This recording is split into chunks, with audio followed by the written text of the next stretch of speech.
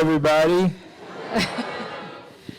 Hello, and thank you for being here, Woody Harrelson. This is exciting. Look at this huge crowd. Thank you all for being here. I know this is one of the events that sold out first at Zurich Film Festival, so people are excited to hear you talk. This is good news. That's shocking. I thought there'd be no one here. Surprised there's even anybody here at all. By the way, my name's Wendy Mitchell. I'm a contributing editor at Screen International, so I'm going to be moderating this afternoon's chat. I'm going to start by asking some questions, and then we'll obviously open it up to you. So please start thinking of some good questions for Woody. I'm going to start back in the day, Woody, and I think you were 23. You moved to New York wanting to be an actor, and you started working, I think, a bit in theater. I mean, what was it like being a very young actor just trying to make it in New York?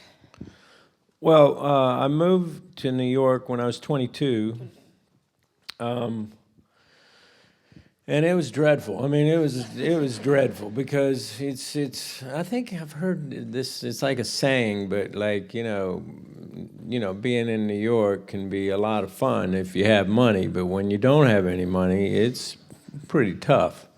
And I was dirt poor, and I couldn't hold a job hardly because, all that I was capable of doing, well, I was capable of acting, I guess, but I was capable of, being a waiter. So they'd come up and say, someone just threw up over on table 4, go clean it up. I'd be like, you go clean it up. I ain't cleaning that up. So I didn't last in a lot of jobs. I had 17 jobs in a year. Wow. I counted them up after the fact. And so I just I couldn't get an agent. And I remember being really, because some of you guys are like maybe young actors, or I don't know. Are there any actors here? Anybody? Raise your hand if you act. Actors. So 2 of you are actors and... Okay, 3, sorry.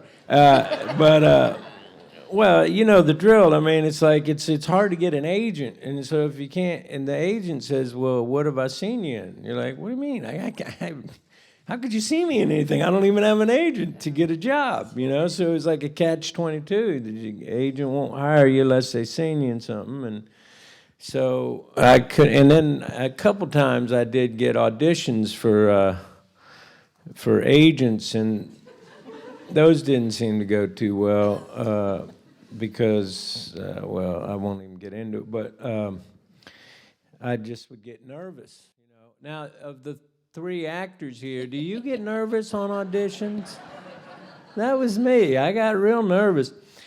And so it was hard. I was living with 2 buddies of mine, and they're great guys, but, eventually they were tired of me mooching off of them. And I'd always say, you got $5?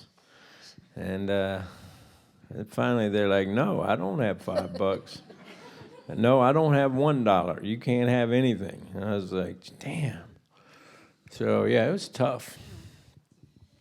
And then you got cast in some early movies like Wildcats, and then a bigger one in White Men Can't Jump. Were you nervous when you got on the set of those films? No.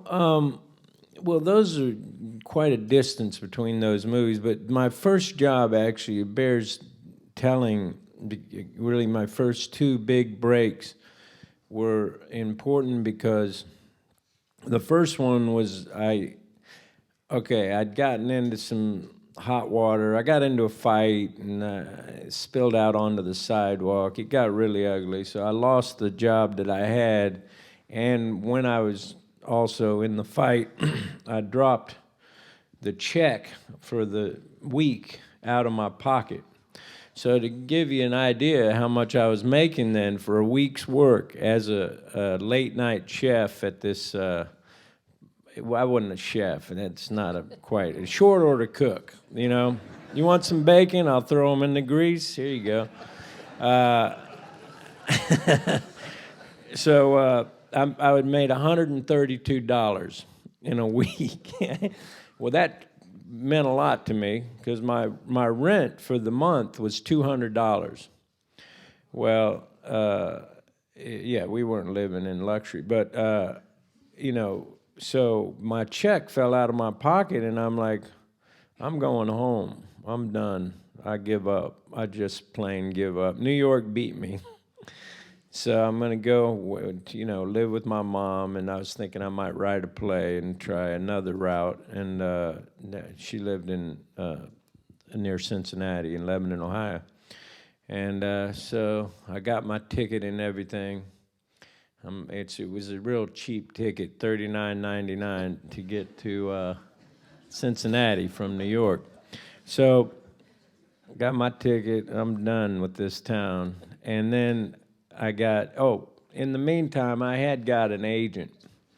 By the way, this is funny too, because I know I'm going on. Am I going on? I'm going on. I know, but it's okay. All right.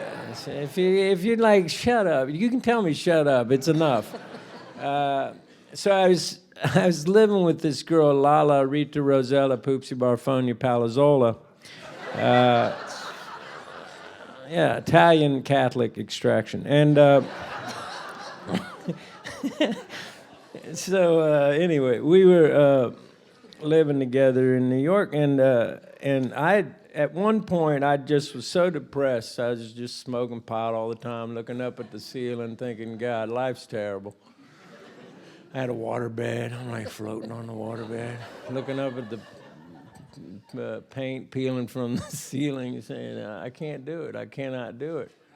And then my roommate, Rob, comes into the room and says, Woody, get up out of that bed and go friggin', get some pictures and go around and give them to agents and just try to do something, because I was to that point of being so stumped by how does this work, you can't break in here, you can't get an agent. Well, so I says, all right, and I did that. Well, got exactly 0 calls back, right? They all filed those pictures in their circular filing cabinet, and so then finally I did get a call, and it's this lady. She says, hey, I'm an agent. She says, my name's Bonnie. She says, I see something interesting in your face. She says, I wonder if you'd come in and talk to me. I'm like, yeah. I mean, let me check my schedule, yeah. Yeah, okay, yeah, I can squeeze you in. And so I was like, okay. So I'm going to meet Bonnie, the agent, but I said to her, now, why didn't you call me before? Because it's been like 2 weeks since I put that picture out. She said, I called you. She said, every time I called, I'd ask if you were there. Some girl answered the phone. I asked if you were there, and she said, he's not here, and hung up. It was my jealous girlfriend, Lala. She was so jealous. The only girl I was ever faithful to, but she was jealous all the time. Am I revealing too much? You tell me if I'm we going like on it. too much. We Okay. keep talking. So cut to. So cut to, I did actually, have, I'm going to leave town, and I'm giving up, and I've told my agent I'm leaving, and she says, well, okay, I got you one last audition.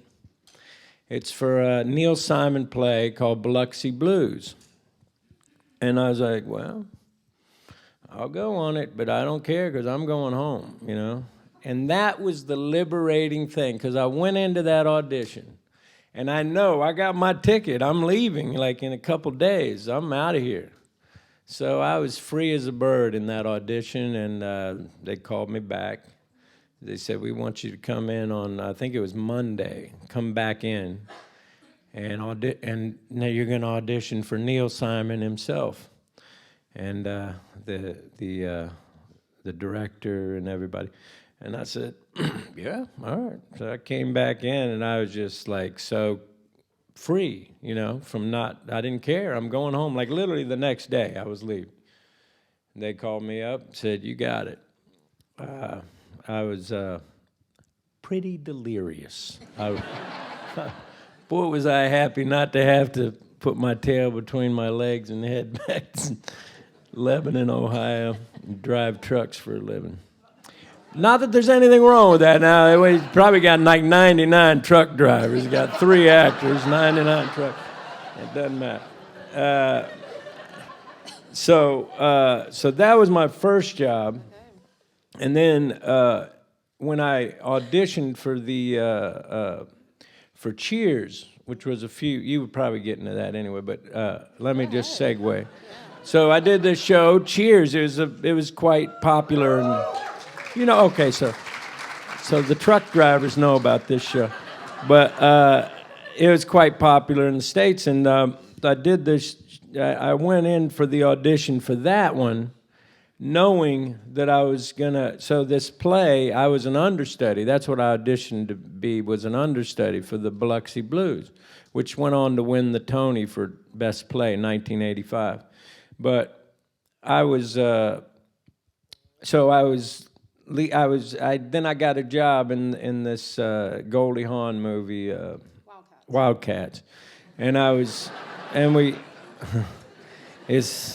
so little left, and so I was in Chicago most of that, but then we finished in L.A.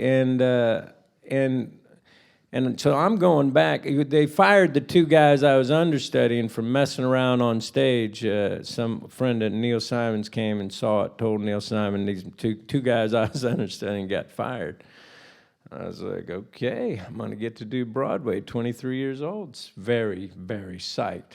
That was my dream, Broadway. I hadn't thought past, to anything. And then...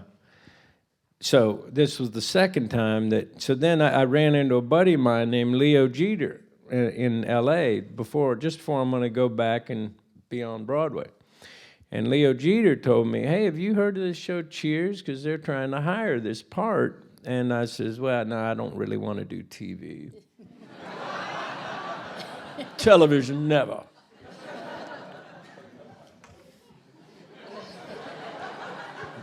Auteur. So he says, would you like to, and you should go audition for it. And I said, well, I'm not going to. And then he convinced me to watch an episode. I was like, oh, my God, this thing's pretty good, real good. So I went in on that audition knowing I was going back to do Broadway. I was, again, free as a bird. Didn't have a care in the world. They called me up that day. Boom. So that changed my life entirely. I moved to L.A. instead of, I was done with New York. Yeah. And you did Cheers for 8 seasons? Is that right? 8 or 9? 8 seasons. 8 seasons. Yeah. It was on 11 seasons total, the show. Okay, yeah. Yeah. Now, I remember watching it. I remember when Woody Boyd first started. I mean, it's such a classic American TV roll show. The clip. Roll the clip. No, we want to talk more, so we'll... We have all the clips ready, of course, but we'd rather hear from you. No, let's wait on that. Let's wait. But with Cheers, I mean, it's such a great character. It made you famous. But did you worry that you weren't going to be able to move past this Woody Boyd character? I mean, you share the same first name. I'm sure people were calling out to you on the street, Woody, Woody, all the time. Did you think your career was going to go the way you wanted after that? Well, I wasn't thinking so much about that initially, but then after 6 years of not being able to get another part in anything, I did start to sweat it a little bit. Yeah, a lot. And then I did get a part in you guys know Michael J. Fox? Yeah, he's great, funny guy, and he was at the tippy top of his game, but we were friends because we were both on the same lot. He shot a show called Family Ties, and we shot Cheers, and it was like, maybe the next thing over that we were. Anyway, so we became good buddies. We used to party quite hard, and. National treasure Michael J. Fox was partying with you? We haven't heard of that side of him. Quite a lot. But anyway, so so Mike was doing this movie called Doc Hollywood, and he said, you know, there might be a good part in it for you. I read the script. I was like, boy, that is a good part. It's the it's the jealous boyfriend of the girl that he ends up ending up with in the movie. And so now that's a kind of funny story, because I went in on that audition, and what was the director? Michael Caton Jones. So I went in on the audition, set up by Michael Fox, nicely, you know, and I go into the audition, and I decided to kind of break the rules. You know, usually you don't direct yourself directly toward the director. But I decided, because there's a scene between him and Michael Fox, or my character and Michael Fox, where I'm like kind of telling him how upset I am about what's going on. But it's a funny speech, but it's kind of intense. And so I decided I'd take this chair, right? And I took the chair and I spun it around and I sat down on it like this, and I'm looking him right in the eye, and I'm delivering. It's a ballsy movie, and I'm delivering the monologue, and I could look at his face and I could see that he's kind of, you know, he's got some weird expression, but it looks like he's ready to explode or something. I'm like, what is going on? And then he's like, "You're on my foot."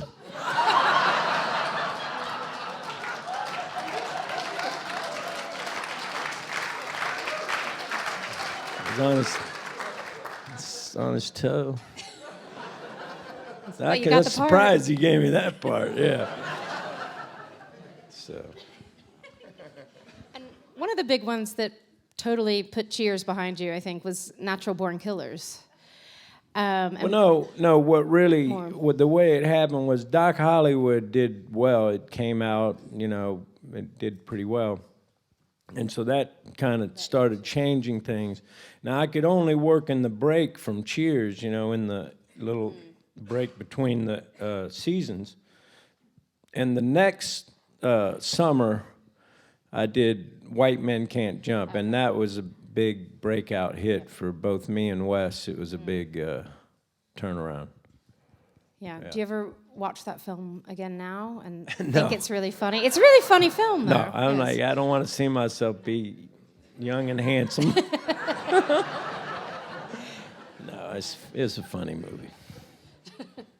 But a very different kind of role in working with Oliver Stone in Natural Born Killers. And Oliver was actually here earlier this week. Oh, God. Yeah, you missed him. Yeah. Yeah, I'm sorry I missed him. But he's he probably has a different way of working. What was it like making that film? Yeah, a different way of working. One time, so how many of you guys saw Natural Born Killers of the people here? Really? Oh, shit. I don't know where the residuals go on this thing. But, so most of the truck drivers here saw, and then, yeah. So this is wild. So you'll be familiar enough with. So there's a scene in there where I'm going to rescue my girlfriend, and it's supposed to be where there's kind of a shootout inside of a big pharmacy. In this pharmacy, yeah, and there's all these cops pull up, and there's a big shootout, and they've already got her. And so I'm inside it, and there's all these cops outside, and I got these guns, and they're like firing in at me, and all the windows explode, you know, from all the bullets, right? There's like, you know, 3 or 4 huge windows all the way across the front of this pharmacy, and so. But there's a lot of technical stuff, loading, reloading lines. I can't remember what all was going on. I just remember it was real complicated on my part. It wasn't just running or something. And I remember Oliver says to me, "This is an hour and a half reset, Woody. Don't fuck it up." Rolling. Thanks for the pep talk there, Oliver.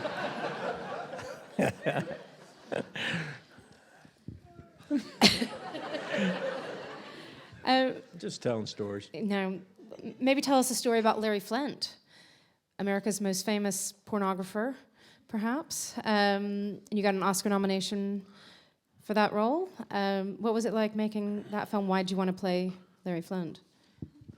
Well, Larry Flynt was demonized where I was born in Texas and I lived there till I was 12, but then I lived in Ohio from 12 to till I went to college. And in that area near Cincinnati, he was quite demonized. In fact, he had a big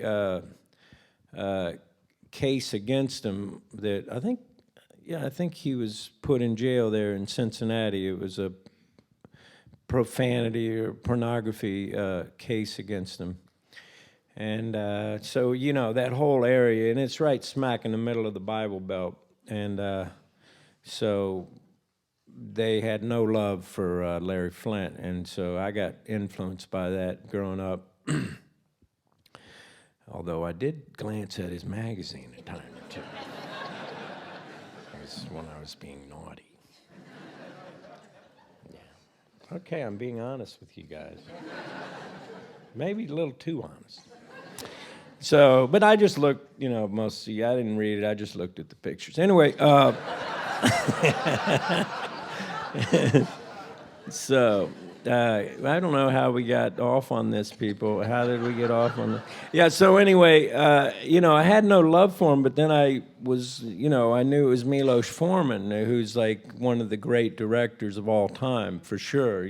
Milos Forman, Amadeus, and One Flew Over the Cuckoo's Nest, and just a master. So I was like, well, I got to take this seriously. So I'll go meet Larry, and if I like him, then I'll, So I go to meet Larry Flynt, and Larry Flynt has a building on Wilshire. It's in, Beverly Hills area, and it's not a high rise, but it's got to be 15 stories or something. So I go to meet him there, and you go all the way up to the top, basically, and then ding, you open, the doors open, and it's just, all you see is like Tiffany lamps and, if you were to fall on your way to his office, you'd cause $3 million damage. Literally. You'd pick yourself up and you'd be in debt.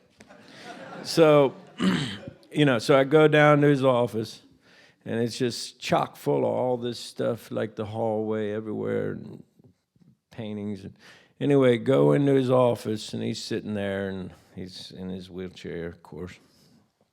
And he's like, so we sit down to talk, and he's sitting behind his desk. I'm sitting in front of it talking with him, and I really liked him. I liked him right away. He just so candid. He'll say, you can't believe the stuff he'll tell you. He told me within 5 minutes that his first time having sex was with a chicken. How can I not respect this man? That's...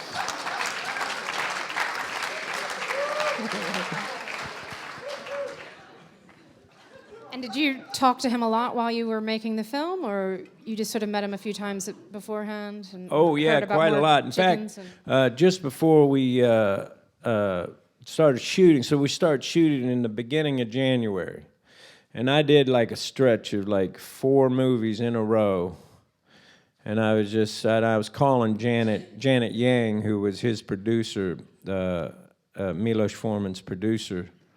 Well, really, she also worked with Oliver Stone. He was a producer on it. And I called her, and I was like, I'm so unprepared. You can't start right on, January 3rd.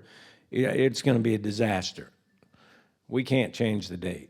Well, you got to change the date. I've been doing these other movies, and I'm, not ready, Can't change it. Please?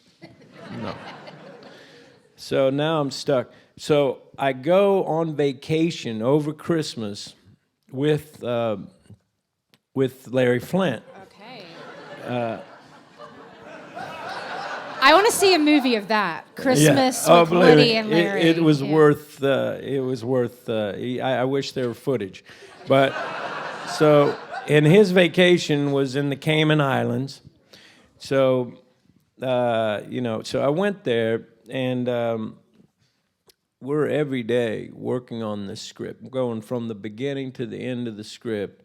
Did you say that? Would you say that? How's that? No, there's nothing like that happened. Just get rid of the scene entirely. So I go through the whole script with Larry, and I realize there's about 6,000 changes in this script. I mean, you couldn't, if I show up to work and I'm like, let's shoot this, well, it's impossible. Hey Milos, Hey Milos, you don't mind. So I call up Milos. He's in New York. I said, Milos, you have got to come to the Cayman Islands because there's all this stuff going on. He's, I'm Woody. I'm on my Christmas vacation with my family. I cannot possibly. No, Milos, you have to come. Tell him I'll send the plane. Larry will send the plane, right? That was the thing that tipped it. So he ended up saying, well, if it's that easy. So he hopped on the plane, and he brought with him Ed Norton and Courtney Love. Courtney Love, yeah. God, I hope she never sees that. But anyway, how could I forget Courtney? She's great. But anyway, so everybody came, and we all just jammed on this script and incorporated a lot of stuff that really helped because the script wasn't there. And then the script came together in time for the shoot, and turned out to be a good movie, I think. That was a great movie. Thank you. Yeah. I'm going to skip around a little bit just because we don't have time to talk about every great movie you've made. But I'm going to go, from working on, or you guys can stay. We can stay, right? Yeah. With a film like Larry Flynt, you're, in the process, you're, shaping the script, you're in it. I'm wondering what it's like then working on something like The Hunger Games that seems like from the outside is this big franchise. You've got a very cool, fun part, but you're not in every scene. It's a different way of working, I guess. And maybe why did you want to try The Hunger Games? Was it your daughter's idea? No? No. Just a fun part. Yeah, what's weird about that, and I mean, this is classic stupid. I turned Hunger Games down twice. Twice I turned it down. I was like, well, it's pretty cool. I know, it's. I just don't see. I don't have enough to do. I don't think I'm not going to do it. And then they I forget if they offered me more money or something. They come back to me.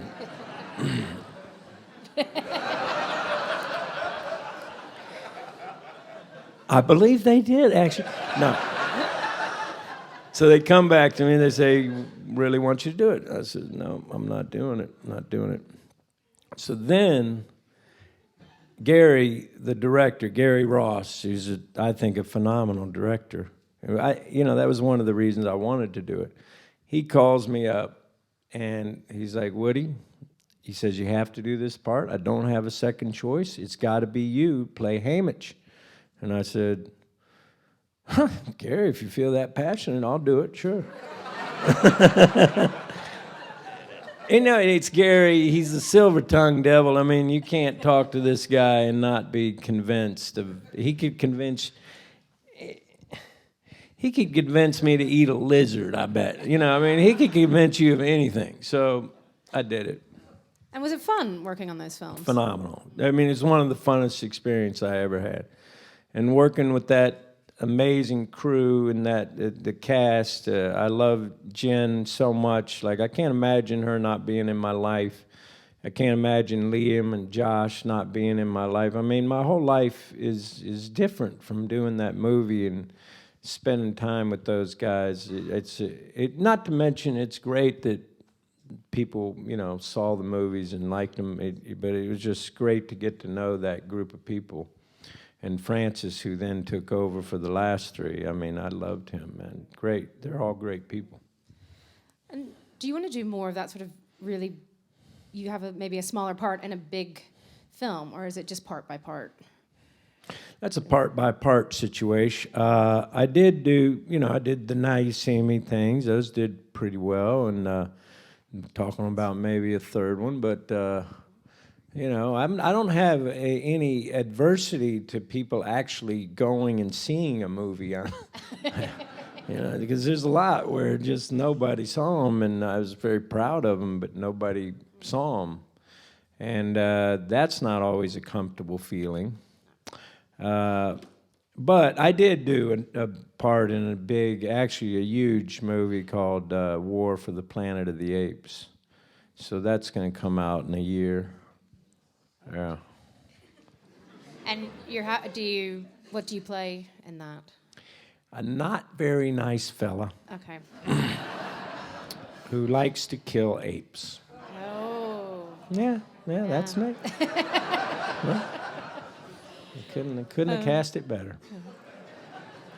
I'm going to open it up to questions, but I'm just going to ask one more first, which is you're here with LBJ.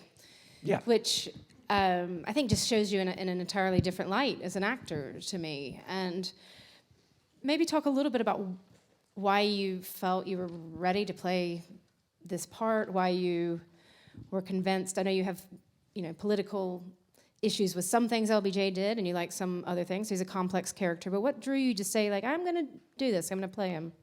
Well, that's pretty simple. Rob Reiner.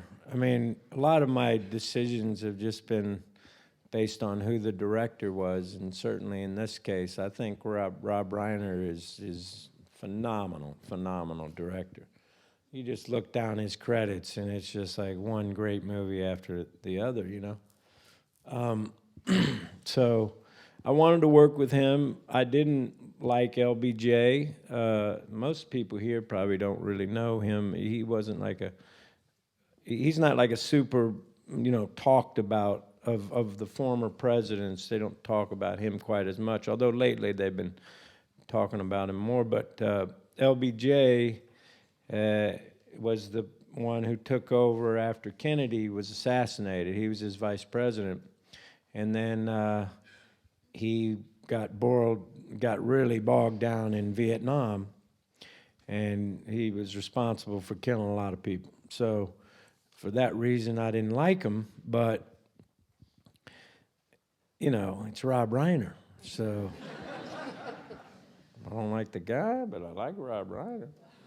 It's like I had to weigh that out, and I just decided to give it a go. And it was hard. It was hard because, I got this, prosthetic and stuff on my face. It takes a couple hours every day to throw this puppy on.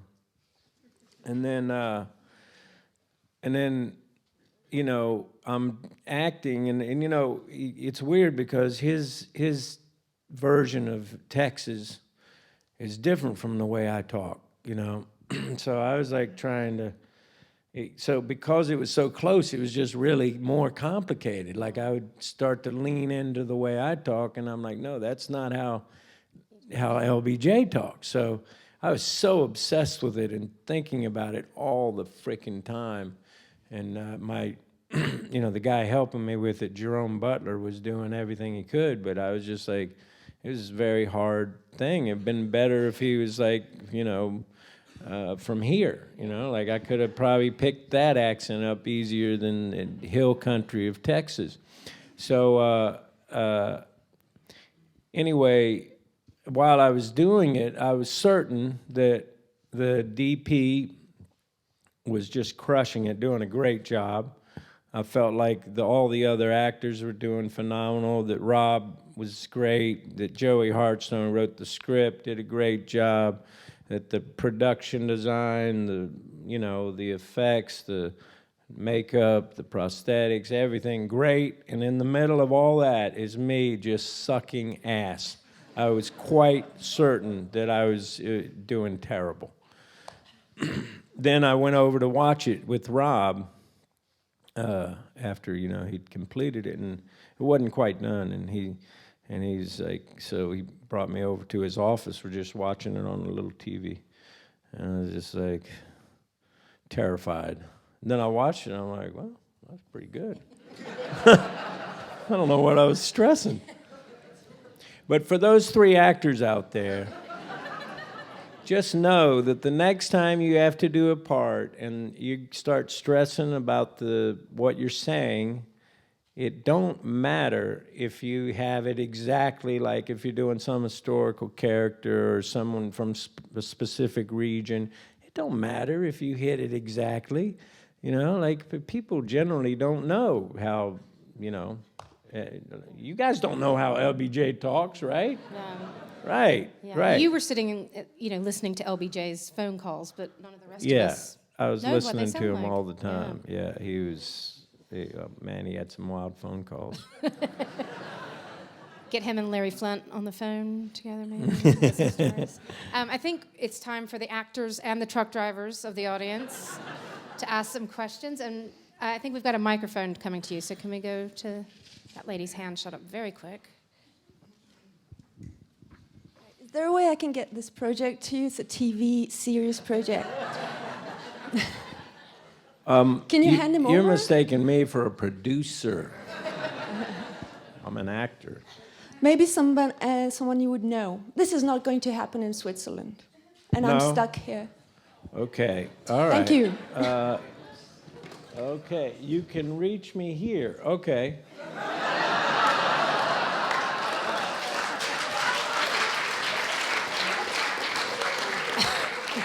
Any other questions? Yeah, that was the reason her hand was up so quickly. We've got. It's brave. It's brave. I'll give guy, you that. yeah. Fortune favors the bold. Thanks. Okay, that's it. Perfect. He's getting the mic. I go. Hey Woody, first thanks for your contribution for Food Detective, probably one of the best TV shows ever, but it's not my question. Where is this person? Okay. Oh, that's better. Yeah, thanks. Thanks again, yeah. But the Thank you, by the way. Sure, Thank no you. worries. The question more relates to a new, apparently latest project, getting behind the camera. I mean, if you can tell us about this process. I mean, is curiosity, trying to do it better, or is it just natural stage at this age in your career? Yeah, well, now that my looks have betrayed me, I figure I better get behind the camera. But yeah, I did okay, I had a night in London that went south. It was not a great night for me. And as a matter of fact, there wasn't 1 ounce of humor in it. But later, I thought, that could be funny, It's called Lost in London, and I just came from London where I was hiring all the key positions and casting and stuff. And I think it's going to be really good and really funny. And it's really just me kind of recreating that night with hopefully some humor involved because it is a comedy. And are you going to star in that as well? Or are you just Yeah, I'm going to be in it because I don't know who I'm going to cast as me, who I would believe. Maybe Owen Wilson, maybe. But actually, Owen Wilson's in the movie, so yeah. So he couldn't play me, so that'd be weird. Okay, we've got can we go to the back there, and then we'll come to the more middle? I was wondering in LBJ, first of all, amazing movie. Can you stand thank up? you. Okay. Yeah, stand up. Please. Don't be a wallflower. I saw LBG yesterday, and it was really an amazing film. So congratulations. Thanks. Mr. Harrelson. And I was wondering, at the beginning, LBJ was kind of portrayed as this very humorous person, which kind of came unexpected.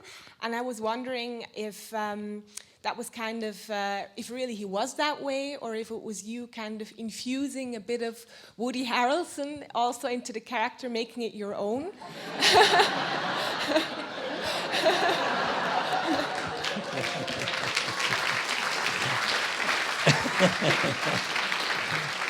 Yeah. And I have a second question. I was wondering, Okay. you stayed for the whole movie. Also, I was wondering, because you said you wanted to see what the reaction of the audience was, and I was wondering, what did you think about the audience, you know, of the reaction of the Swiss people, basically, about the movie? I'm so glad you asked me that because, no, really, because it was such a great feeling to sit and watch this movie, which granted, all of us worked quite hard on it, but to watch it here in Zurich with just an incredible, you know, group of people responding the way you responded. I mean, probably a lot of you weren't there, but those of you who were there, thank you. It really made my heart glad to just see you, you know, receive that movie the way you did and to laugh and to be affected by it. Really meant a lot to me. Thank you.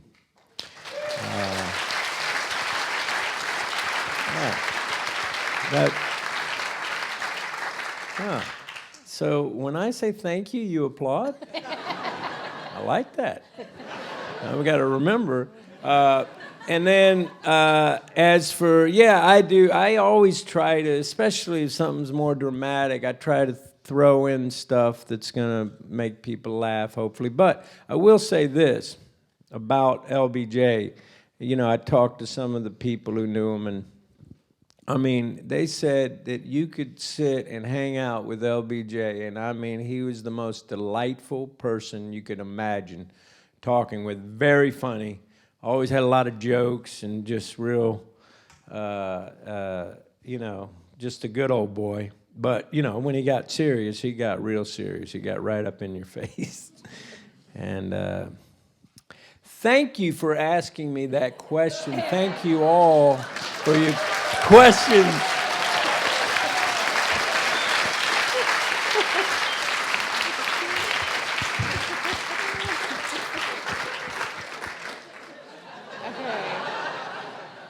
Where do we go from here? Can we get the mic to this woman with the dark hair in the middle here? Can you see her? If Daniel has this much fun tomorrow, I'll be psyched. You seem to have a wicked sense of humor. It comes across. To what extent? Sorry, it's Someone's not sorry, standing. Sorry. To what extent do directors and producers allow you to go off script? Am I saying that?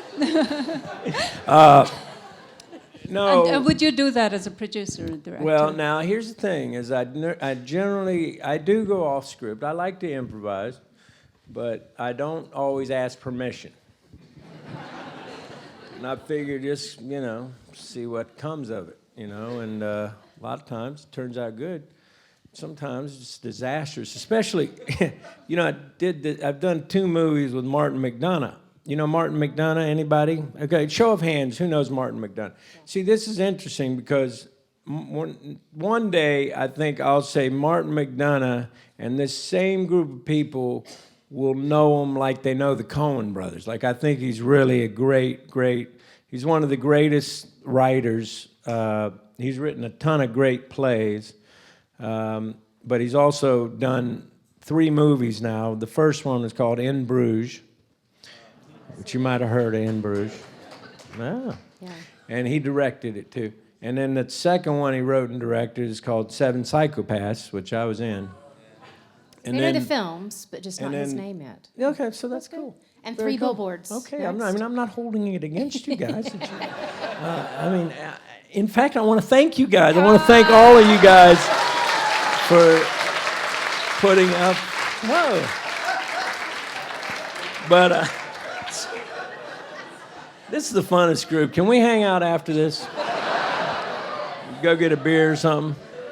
I mean, not that I would drink, but I might have a beer. Anyway, but I did 2 movies with him, and he's a very meticulous kind of writer, very good writer, and so I try to improvise with him, and it's just a disaster because I know he don't want it. He don't want any of it. He doesn't want me to change an A to a thee. He doesn't want it. So consequently, I get kind of stuck, and I'll be like, it's tragic. But other than that, I try to improvise stuff. And sometimes it really kicks off good stuff with the person you're acting with, because you go to a different area and then it's just so totally real. It's not that you got something memorized in your head. It's like now we're in another area that I think sometimes makes it a little fresh. God damn, did I bore you as much as I just bored me? Jesus. Okay, sorry. Are the Coen brothers like that? They don't like a lot of improvising? They don't like improvising. No, they do not like improvising at all. They don't like you even, I won't even get into a long story anyway, but... Tell us a long story. No, it's... Well, okay. There's a scene in that movie between me and Javier. This is No Country for Old Men. No Country for Old Men. And, no. Okay, so a few of you seen this movie, most of the truck drivers. No, but I don't know why I keep saying that. So there's a scene between us that is the scene before. If you haven't seen it, this is a little. You might want to close your ears because this is a little bit of a giveaway. But he kills me. I said close your ears. And so that scene, I'm one of those actors who sometimes maybe a little overzealous, like I have a lot of ideas. And I went to the book and I went through this scene and I was like, boy, there's some interesting stuff in this scene, like where he's talking about his eyes and Javier saying, you think if you keep looking at my eyes, I won't kill you. I forget how it's worded. And anyway, there was other cool stuff. And so arrogant and whatever as I am, I rewrote the scene completely, top to bottom. And I was shooting another movie at the same time in Las Vegas. So I came in from Las Vegas. I got there that night. I called Javier. I'm like, come on, man, you gotta look at this scene with me.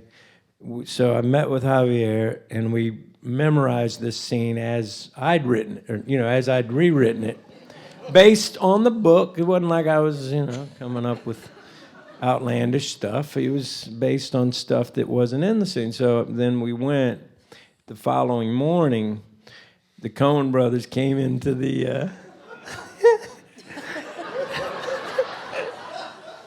So they came into my trailer, and so I'm in there with Javier. I asked them to come watch what we were going to try, and so we did. We tried this scene, and we'd rehearsed it quite a few times. Javier's great, but anyway, we rehearsed it a number of times. So we did it for Coen brothers. And they sat there. Joel and Ethan, legends. And they sat there and they looked at each other and they're like, no, we liked it the way it was. It's quite fine the way. So it's like not even like that line could be good, just the way it was. That's good. You have to try. Yeah. There's, can we go to, I think we have time for maybe two more, so here and then there.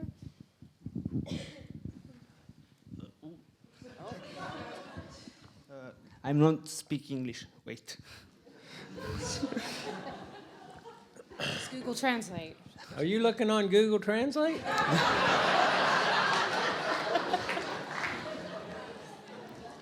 It's okay. I speak German. Do you speak German? French. Okay, I speak French too. Mais oui. Pourquoi pas?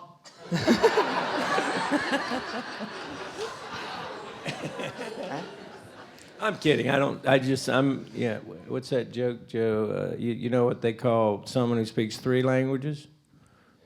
Trilingual, and 2 languages, bilingual, 1 language, American.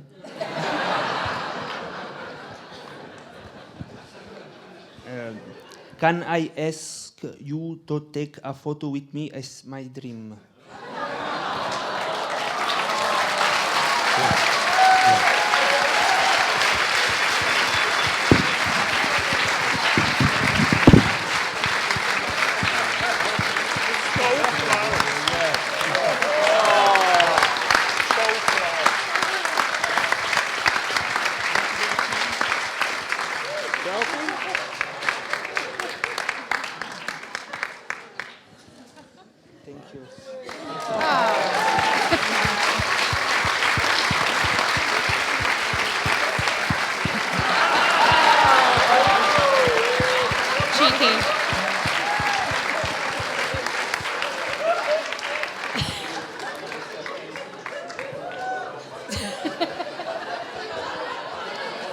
Anybody who wants a picture, we'll do it. Okay, we had another question. After this last question or two. Oh, hello, Woody. A question. You said that you liked. Oh, my phone got lost. Yeah, she found it. So you said that you loved working with Rob Reiner. You lost your phone and found it that fast? Yes. I mean, you know how long it takes me? It takes me forever. I'm quick. Sorry. Yeah. What's your favorite Rob Reiner movie and why? The Surfing, The Princess Bride, When Harry Met Sally. Spinal Tap. Oh, Spinal Tap. Yeah. I like Spinal Tap. I think I like When Harry Met Sally a lot. I love that movie. But now I have to say LBJ. And then next year, this time, I'll be saying Shock and Awe because we're doing Shock and Awe together in, 5 days or something. I might have to take a gander at that script. I'm glad you brought this up. Yeah. I think we probably have time for one more question because one of them was a picture. So we can go all the way to the back, please. My favorite question yet. I don't know the production status of the other LBJ movie that HBO, I believe, did with Bryan Cranston.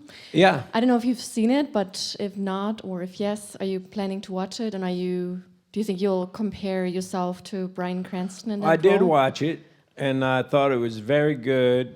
Jay Roach directed that, who I've worked with, I think is great. We did a movie called Game Change together. I think he's a really talented director. I think Bryan Cranston is like the Marlon Brando of our time.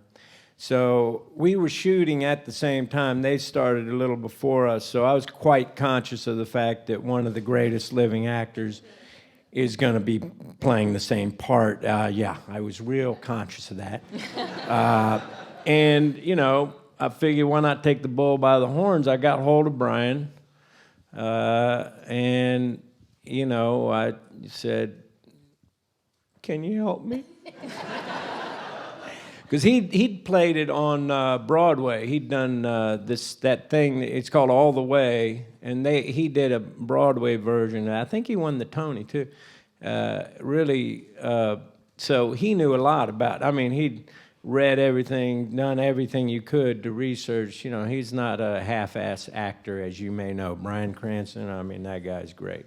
So I said, well, can you help me? And how amazing was Bryan Cranston? Like, how much help he gave me, I can't even tell you. But, like, he'd take on his day off, working 6-day weeks, portraying LBJ.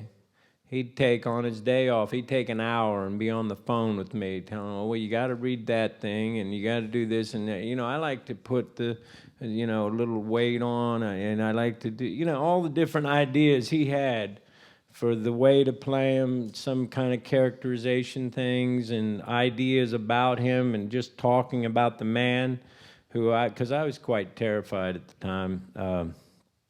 And it never stopped. And he'd send me emails, and he'd direct me to go to the LBJ library and meet the guy who runs that, and then meet this friend or that friend, and man, he was incredible. The most giving, generous actor. Like Bryan Cranston, I have huge respect for him.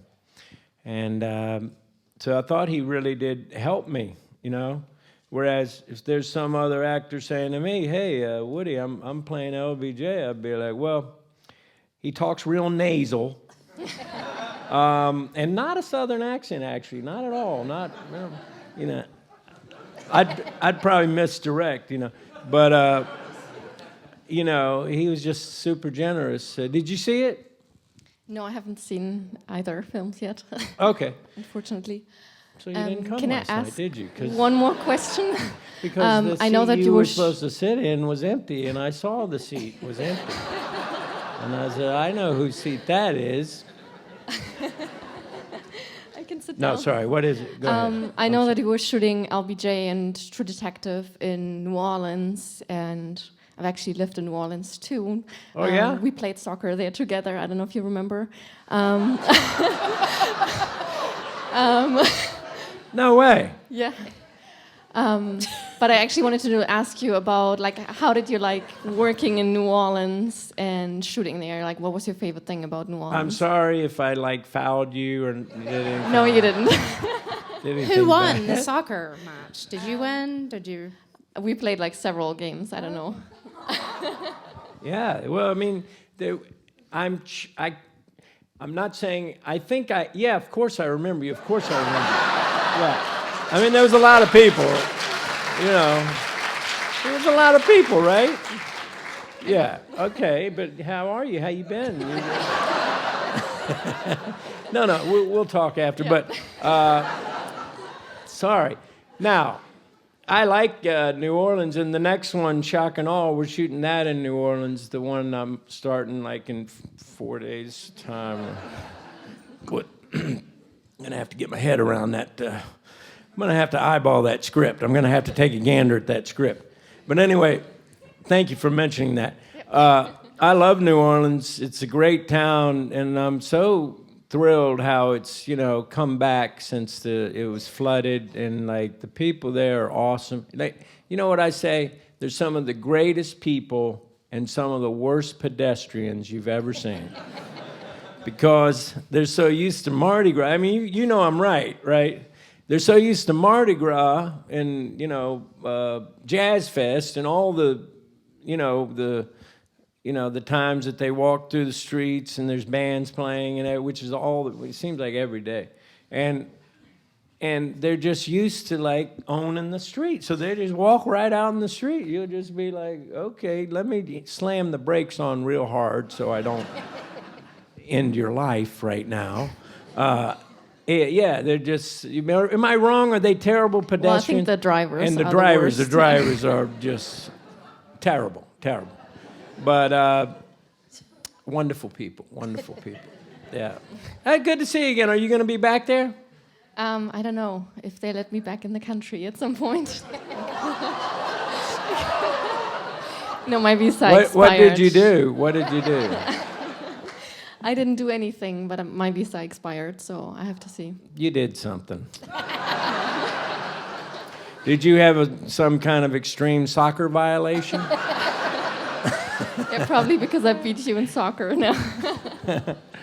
Okay. Anyway. And are we? Last question? Can we get one more? Yeah. No. Okay. Hey. Who was the? Okay, person? she said Yes. okay. Okay. Last one one. more. She seemed to want to ask a question. I have a deep philosophical question. Do you Difficult? Did you say No, difficult? Oh, shit. No, I said deep philosophical question. say we were done? Yeah, I want to to wrap this up like this. Do you have a main idea in your life, something which guides you and motivates you to keep going every day? Well, that's an interesting question. Yeah. I told you. You know, it's did you guys ever hear about the Blue Zone? That book, The Blue Zone? No. Okay. Who said yes? Okay, so you heard of it. So you know that book, The Blue Zone? Anyway, it's a guy who went around the world and he studied these different cultures and peoples all around the world, the top 10 people that lived the longest. And he made, you know, there were certain criteria that related between these 10 groups. Number one, does anybody want to guess? Number one. You know, Joe. Huh? What? Have fun? No. But I like that one. That may be my number one. But we got to talk later. Okay, you and me, and we'll play soccer, and we'll drink a beer. But okay, and then just drive a truck. Okay, but no. So the number one thing is a sense of purpose. Number one thing that there was a commonality between these people who lived the longest.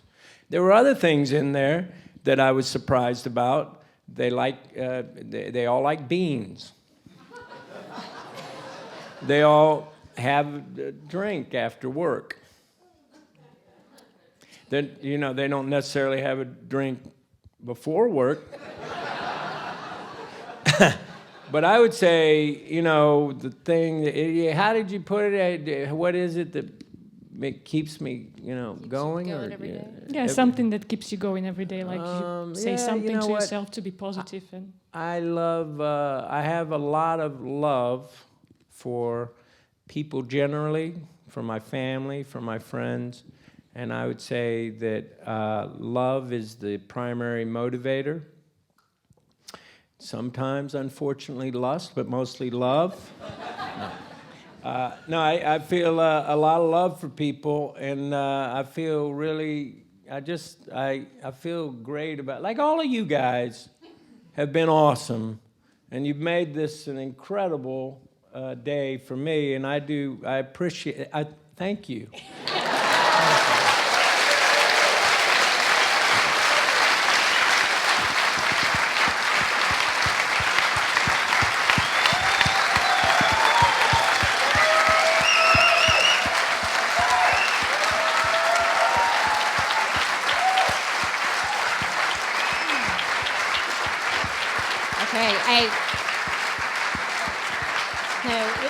I just want to say you've been awesome. These are such amazing stories.